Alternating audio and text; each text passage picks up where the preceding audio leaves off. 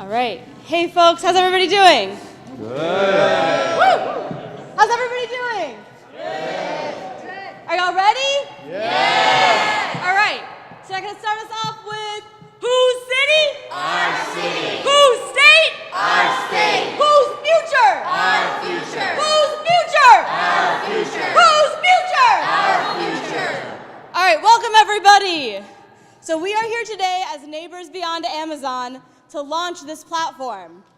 This crew of people, are some of the folks who dared to take on the largest corporation in the world, who had the courage to take on the wealthiest man in the world and to win.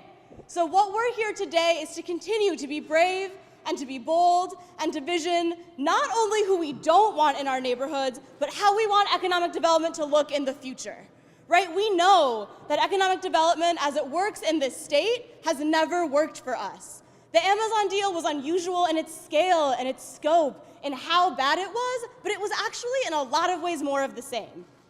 And so we're here today to say that we were brave enough to take on Amazon, to take on Bezos, and we're not gonna stop until economic development actually works for us, for all of the people here, until our neighborhoods actually belong to us. Are you with me? Yeah. All right.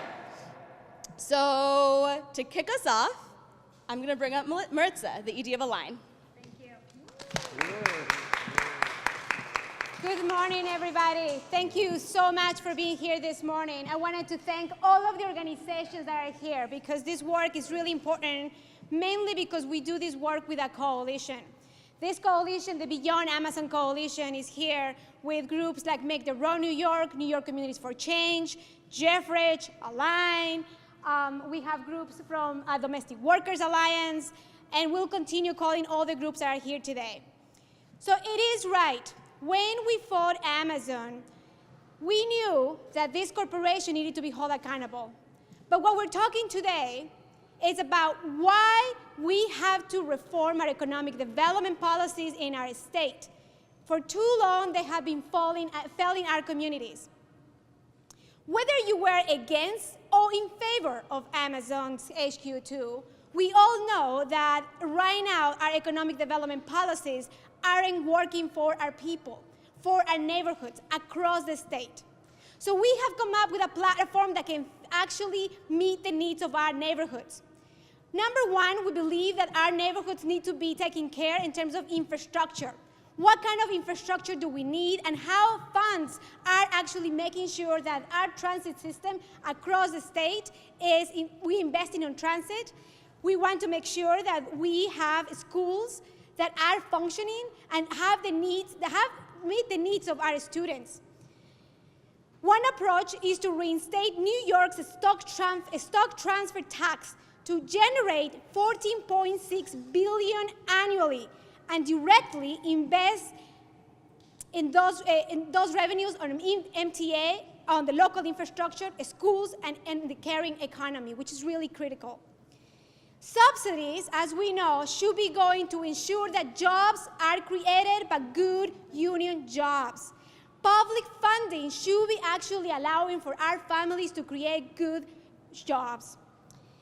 So we're going to talk a bit about social impact assessment, basic labor and local hire standards so that our communities can access those good union jobs, which we haven't talked about it so much. So for some of this, I'm going to introduce a senator who has been in this fight with us from the beginning and a champion of these economic policies that need to be transformed and completely transforming our economy in our state. So I'd like to introduce you, Senator Gianaris. Thank you. Thank you. Thank you. Thank you, Maritza, and thank you to all these great community voices who have come up to Albany today to be heard. Maritza said it right. No matter if you were for or against the specific project in Long Island City, we can all agree that the process stunk, and the process was not considerate enough of the people who already live in these communities or the effect these economic development policies have on the people of the state of New York as opposed to the benefits they are providing to these wealthy corporations. So what should we do? We should make sure that that is considered in the process. I am going to be introducing legislation to require a social impact assessment. We already require environmental impact assessments when developments are proposed. why should we not also consider the effect on residents of a community? Make sure that we consider the effect on the existing housing stock, the displacement that might occur, the effect on infrastructure, which may already be stressed. And that if a project is putting too much of a burden on those things, we should either change the parameters of what's proposed or reject the project entirely. That was entirely missing in this proposal in Long Island City. When Amazon came to town, they made a deal in secret. There was no consideration of the local community. There was no consideration of the effect on the subway system or the sewage system or the schools in the neighborhood. Everyone was rushing to give a lot of money to a company that didn't really need it, when we should have been thinking about what the effect would be on the local community. So we are going to propose requiring that for developments, for proposals of major economic development projects, that a social impact assessment be done to make sure that local communities are protected when big projects come to town. There are a number of other proposals you're going to hear from my colleagues that are part of this lessons learned package. I also have one that would prohibit these secret non-disclosure agreements that allowed this deal to transpire in secret and out of public view until it was too late. We also are dealing with reforms to the Opportunity Zone program, to prohibiting insider trading in the real estate market, things that we have learned by pulling the curtain back on the problems with the Amazon proposal. But as far as I'm concerned, the social impact assessment is a critical part of this package, because once we start putting the community at the table and requiring a consideration of what the effect would be on everyday New Yorkers, then we really have the power to speak up for the people we represent. Thank you.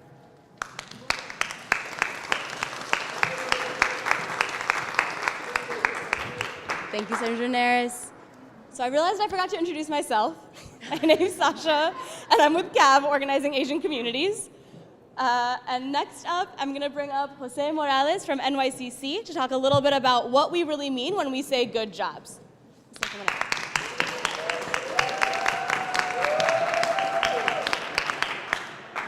Hi, mi nombre es José Morales, vengo del NYCC.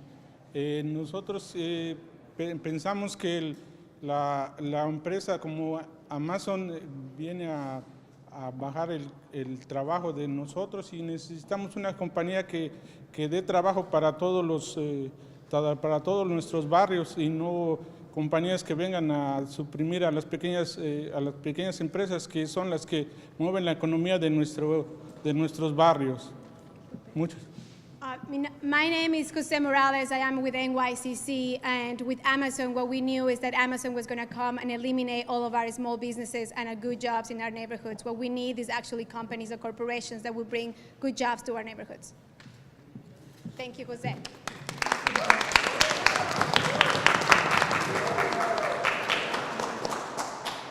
So to be clear, we've never said that we don't want jobs, right? Our people need jobs. We need jobs. What we need are jobs that don't also displace and push out our communities. So to speak a little bit to their bill that will bring in more standards around local hire and actual good labor practices, I'm going to bring up Senator Ramos and Assemblymember Kim. Hi, Con, look at us. Hi, good morning, everybody. We all know our schools are underfunded. Our MTA has been neglected for a very long time. And overall, any project, or most projects that seem to go through the Empire State Development Corporation, reek of whether it's corruption or just overall disengagement from the communities that it impacts. And we're not only here to, of course, support Senator Gianaris's bill, but to also talk about ensuring that labor peace agreements are made part of those projects that are heavily subsidized by state dollars. We want to ensure that in thinking about the environment, in thinking about a community-based economy, we're prioritizing local hiring to ensure that our tax dollars, our state's investment, really does go to address the help that our neighbors need. Now, in my community, my fight against Amazon is not over. Like Senator Biaggi, I too will be getting an Amazon warehouse to my district. That is as of right. As of now, we are scared that the jobs will be just as bad as the warehouse on Staten Island. If that's been any indicator of what working for Amazon in a warehouse is like, we know that labor conditions could improve, especially when an ambulance is parked out of the warehouse nearly 24/7. That is not something that I want for my neighbors. And we want to ensure that we're doing everything that we can to ensure that any corporation that comes to our neighborhoods is a good neighbor, bringing good jobs, bringing union jobs. Ron? Thank you. Thank you. Give it up for Senator Ramos. Thank you. And Mike Gianaris, our great senator from LIC. And let me begin by thanking all the groups that have fought so hard to get us to this point.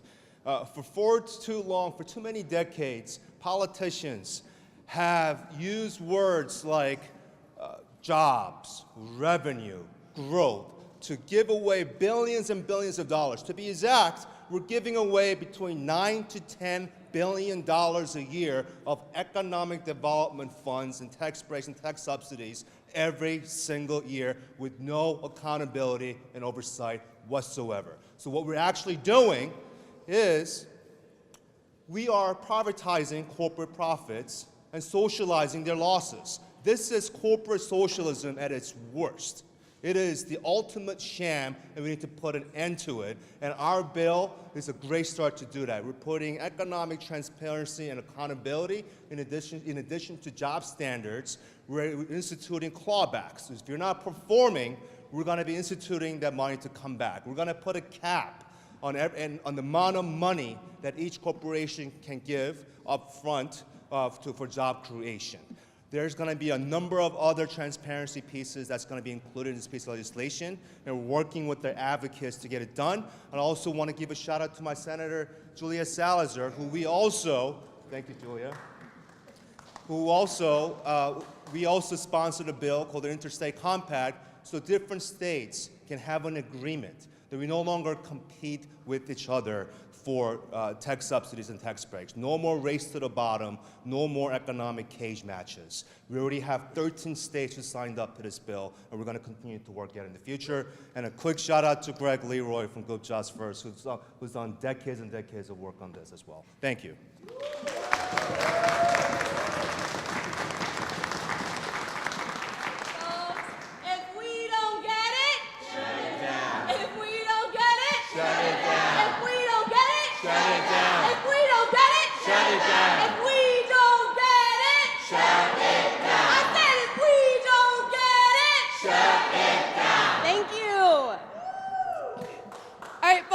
So again, this is the beginning of what we envision, right? This is just the beginning of our platform. This is the beginning of our visions for our own futures. And we want to be clear that these aren't aspirational. Like, we aren't up here suggesting things that we don't think are possible. We believe that all of the things that we're up here proposing can really happen and can happen soon. And so to speak a little bit about how we're going to make these things happen, I'm going to introduce Assemblymember Steck. There we go. To talk about the stock transfer tax as a way to actually generate some of the revenue that can go into building the infrastructure that we need and deserve in our neighborhoods and our state. Well, thank you very much. It's a pleasure to be here, especially being a representative from upstate New York. We have had a tremendous amount of economic development funds put into upstate New York with absolutely no tangible result for the great mass of citizens in upstate New York. So what we are interested in doing is reinstating the stock transfer tax, which New York State had from 1905 to 1981. Very interestingly, the stock transfer tax is, I call it a flea on the back of an elephant. It is 1/4%. And as we know, most stock transactions in New York the stock purchases are done by folks who aren't from this state and largely not even from this nation. So raising that revenue would give us about $13 billion a year on average to put into infrastructure improvement in upstate New York. Now, the bill that we envision will allocate 15% of that money to green infrastructure. So we're getting started with a Green New Deal. We have money for roads and bridges all over the state. We have money for the MTA. So there's a piece of it for everyone. But again, there's no possibility of complaint about a 1/4% tax. Historically, what happened was when New York City had financial difficulties, the stock transfer tax proceeds were diverted to the city of New York. And then when New York came out of its financial crisis, the tax was essentially, for all practical purposes, eliminated. At that time, we had a large amount of artificial exuberance about what Wall Street could do. Wall Street seems to have produced a lot of income inequality. It hasn't produced very many benefits for the people that I represent. So this tax is a fair way, again, it's tiny, it's infinitesimal. It's a fair way to make sure that the economy works for everyone all across the state of New York. And I'm very grateful for all the folks here for having an interest in this proposal. It really is the right way to do economic development. We learned the lesson from what Franklin Roosevelt did with the New Deal. We need to apply that today. Thank you.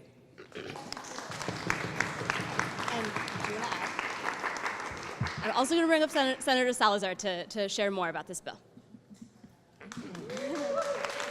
Thank you. New York State is foregoing $10 billion in public funds every year in the form of tax subsidies to corporations.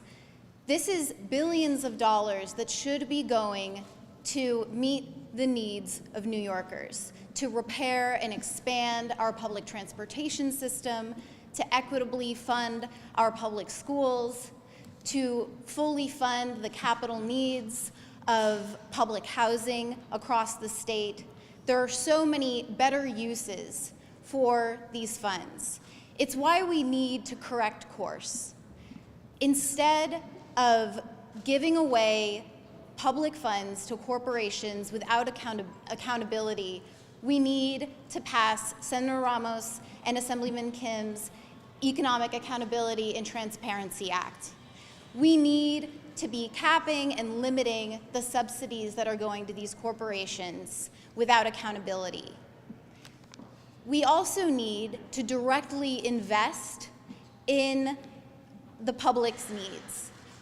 We need to implement the stock transfer tax. We also need to pass the pied-à-terre tax. Together, these taxes would generate billions of dollars, probably $15 billion approximately, in revenue for the state that could be going back into our communities. This is absolutely essential. It was important for us to fight the Amazon deal because it was a bad deal. It was going to benefit Amazon at the expense of our communities, and that's why it was important to fight it, but we need to do more, and that's why we're here today. Thank you. All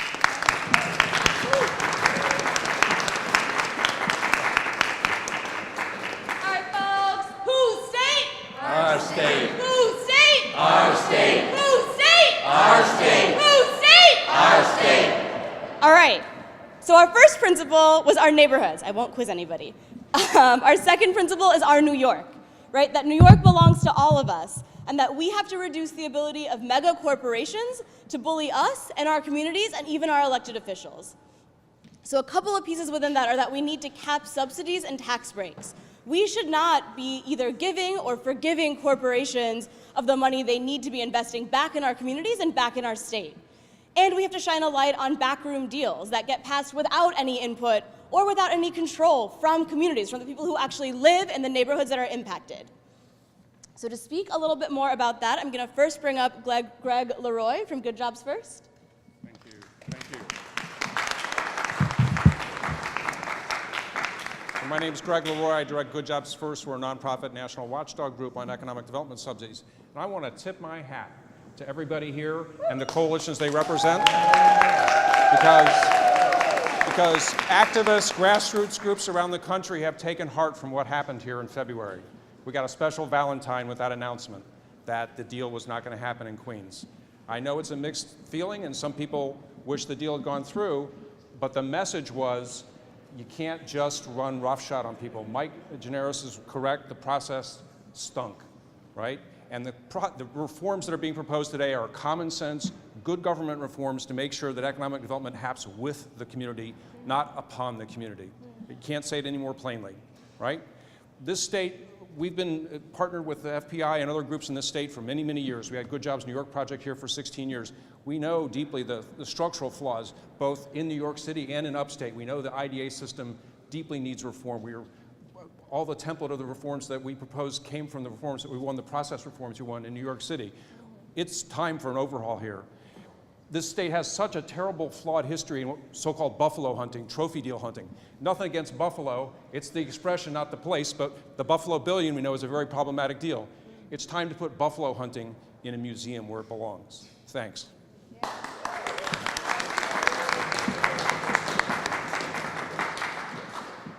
So again, we're here today because so much of what we saw in the HQ2 and the Amazon deal is actually more of what we've experienced for decades. For so long, our communities have been fighting with corporations, with developers, with real estate to get not even our fair share of what economic development should actually look like. So I'm going to bring up next Ron Deutsch from the Fiscal Policy Institute.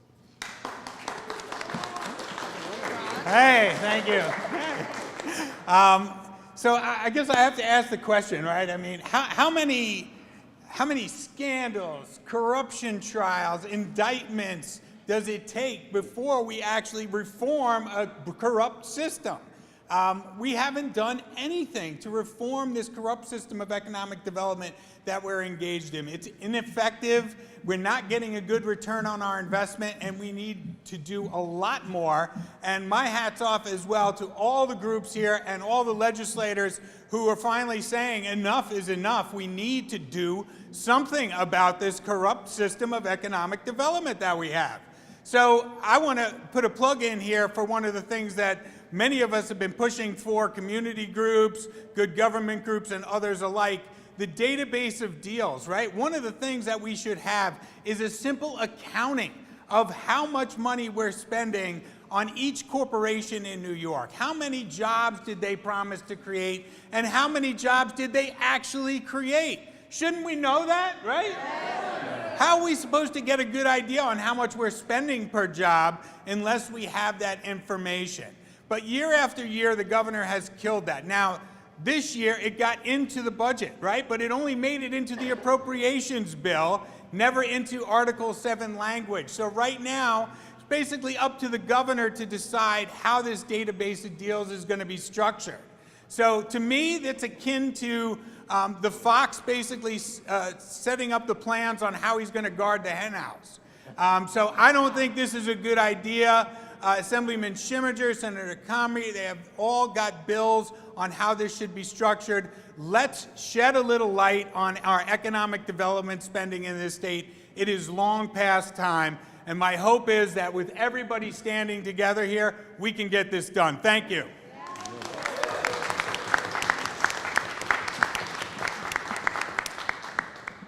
Okay, folks, whose future? Our future. Whose future? Our future. I can't hear you. Whose future? Our future. Whose future? Our future. Whose future? Our future. All right. So, our final principle is that we have the right to control our own future. Economic development is taking place against a backdrop of massive wealth and power inequality that we have to remedy, and that money needs to be going in to what we choose, into the economic alternatives that we actually decide. So first, I'm going to bring up Anne Marie, who is a home care worker in Ulster County and is part of the New York Caring Majority, to talk a little bit about the care economy that we actually need to be investing in for our future.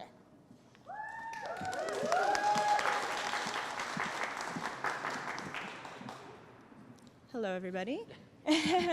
Thank you. My name is Anne Marie Tedeschi. I live in the Hudson Valley. I'm speaking on behalf of the New York Caring Majority, and I have been a home care worker for the last 5 years as well. So, yeah. So really, I mean, this issue is a huge issue. I'm speaking to urge our decision makers in Albany to invest economic development dollars into improving wages for the home care workers. This is really a multifold issue in so many levels. Not only, you know, for myself and for my fellow workers, but also for our aging community.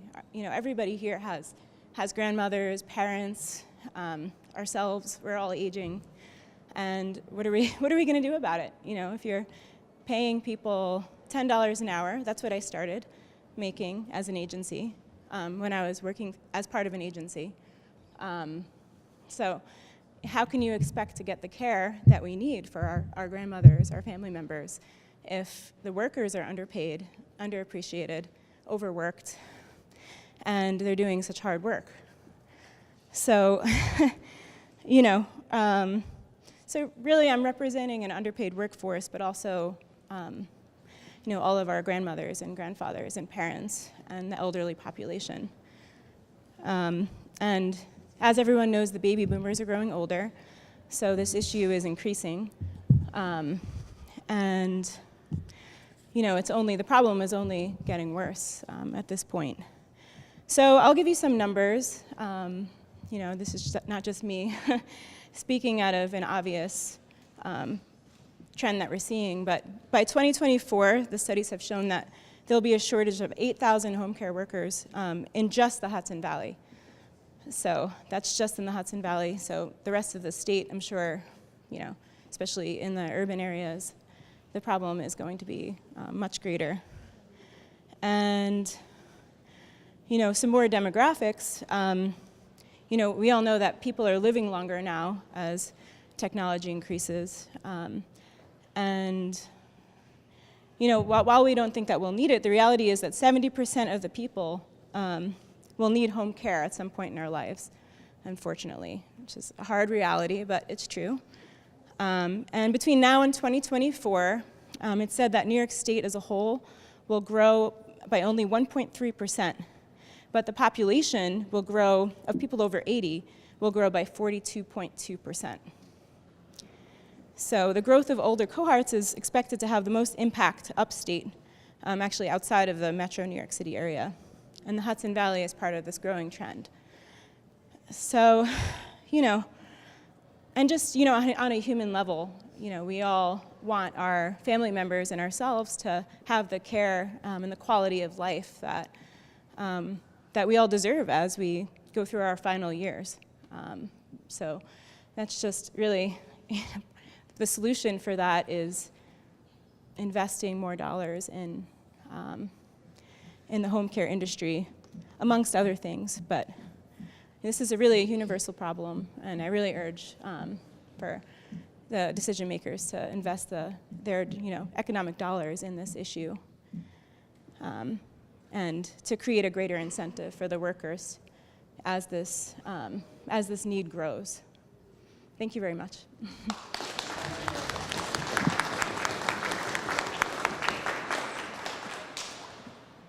So in direct contradiction to the underpaying and undervaluing of workers and of the care economy is the overcompensation and overvaluing of corporations. So to speak to that, I'm going to bring up Blue from Citizen Action.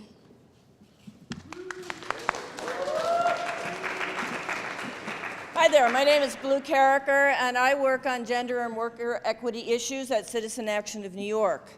When I went across this state working for paid family leave, a fight that was won by all of these people and many more, what I heard was lots of stories about workers working long hours, increasing their productivity, and never seeing the kind of wages and benefits that allows them to support their families adequately.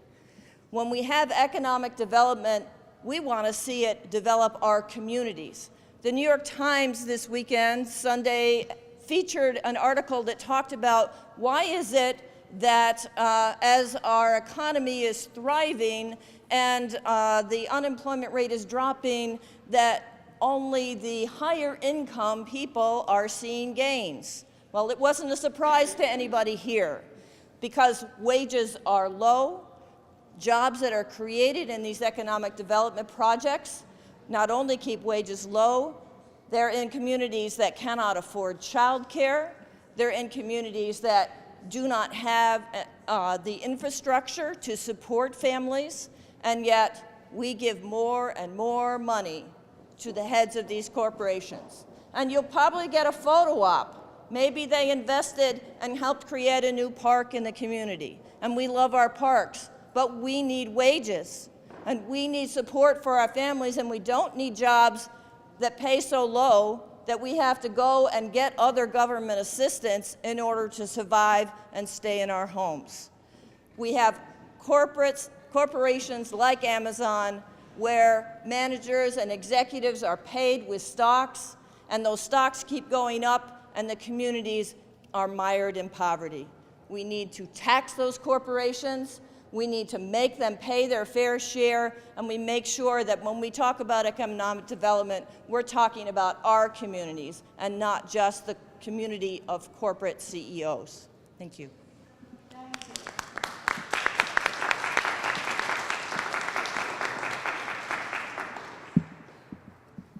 What do we want? Good job. That's not the answer to that, y'all. Let's try it again. What do we want? Justice? Jobs? All right, what do we want? Justice. When do we want it? Now. That'll do. That'll do. We're all getting a little tired. All right, next up, I am going to bring up Assemblymember Epstein. Thank you.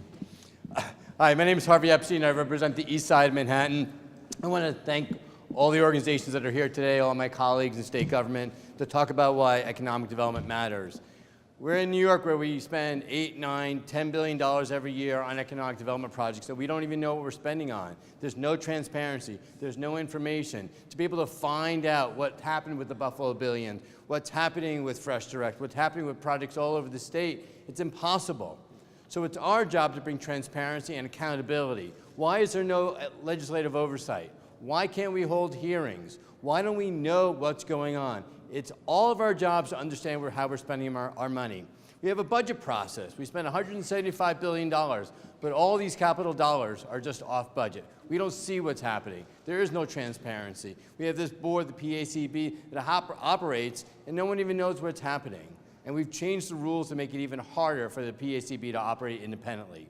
So I want to work with my colleagues and the advocates here to make a difference for all the folks in New York, to say, when we're looking at these projects, we want to make sure there are good jobs. We want to make sure there is accountability. We want to make sure there's community development. We want to make sure that if there's clawbacks, we need to make sure those happen. And those are our responsibilities as state legislators, to ensure that our dollars are spent wisely and spent to support communities. Thank you all for being here.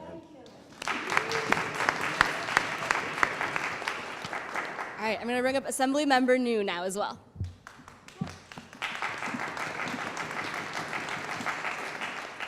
So I want to echo what my colleagues have said here today, and I also want to talk a little bit about my own experience growing up in Seattle. So I grew up in Seattle, and I worked for the legislature then as a young legislative aide, and then I also saw how Amazon came to be. So Amazon wasn't the first in Washington to do what Amazon's done. We've had Boeing, we've had Coca-Cola, we've had a bunch of different groups. Coca-Cola tried to buy up the Columbia River to basically pour water into Dasani against the Bolt decision. Boeing got a ton of tax subsidies to try to be able to stay in the area. Washington was trying to keep them in the area, and instead, they used those funds to basically fund their move. And so, in Washington, because of Amazon, there's been a huge increase in homelessness. There's been a huge increase in lack of affordability for housing. There's been a huge outcry of the communities that have built the city, and there's also been a shortage of actual opportunities for people who have lived there for generations. And I just wanted to say that, you know, when we policymakers are trying to look at good policy, we really have to think about how we want to see our state. We really have to think about what we see and envision for our future. And so when we are talking about homelessness, when we are talking about housing issues, when we are talking about affordability, when we are talking about all of these different things that impact folks, and we're talking about good wages and good jobs and the ability to be able to feed our families, we have to talk about whether or not our legislation is actually helping us to get to the place that we want to go. I wanted to commend all of the sponsors of the different bills that we are actually sponsoring. You know, Ron has worked incredibly hard with Jessica Ramos. Julia, thank you so much for taking on such a hard bill on the stock transfer tax along with Phil. And I think that one of the biggest things that we have to think about right now is, you know, we have to ask those hard questions. We have to ask whether or not every single piece of legislation here is closing that wealth gap. Whether or not every single piece of legislation is closing the racial wealth gap, whether every single piece of legislation that we're making is actually making it so that we have better health outcomes, better growth, better economic outcomes for our people. And so I just want to thank everybody here for all of the work that you guys do, because without the voices of our people, without the voices of our workers, we aren't able to actually see that vision for the future. And so right now, we need to continue on, and we need to make sure that we are actually stopping predatory products, stopping predatory companies, stopping all of these things, and making sure that we are growing an economy that is actually able to support the things that we care about, which is our families, our homes, and our people. Thank you.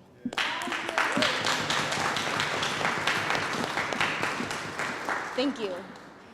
So just to bring us home, again, for too long, our communities have had decisions made for us and not with or by us. For too long, we've been told that the only way to get good jobs is through our own displacement. For too long, the state and economic development have prioritized corporations and developers over our communities and our neighborhoods. Beating back Amazon, taking down HQ2 is only the beginning. Get used to hearing from us. We are ready to reclaim our power over our neighborhoods. We're ready to reclaim our power over our New York.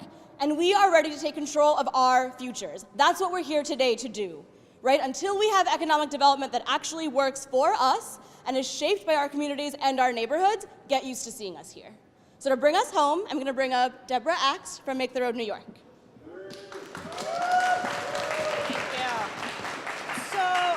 I know we've covered a number of different themes today. If you don't have a copy of the Beyond Amazon platform, please let us know. We have copies to hand out and we can send you the link.